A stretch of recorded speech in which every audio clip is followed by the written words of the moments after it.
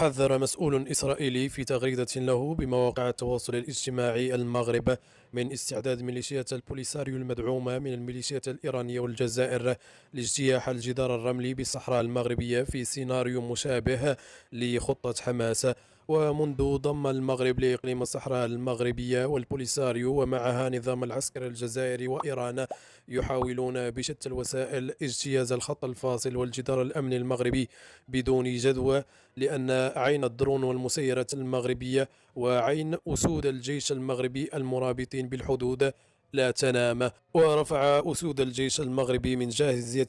جاهزيتهم العسكرية على الحدود الجنوبية والشرقية للمملكة في الآونة الأخيرة، وذلك ضمن تدابير احترازية اتجاه أي تهديدات محتملة من جانب مرتزقة البوليساريو المدعومين من الجزائر أو من النظام العسكري الجزائري وإيران عبر ميليشياتها الإرهابية.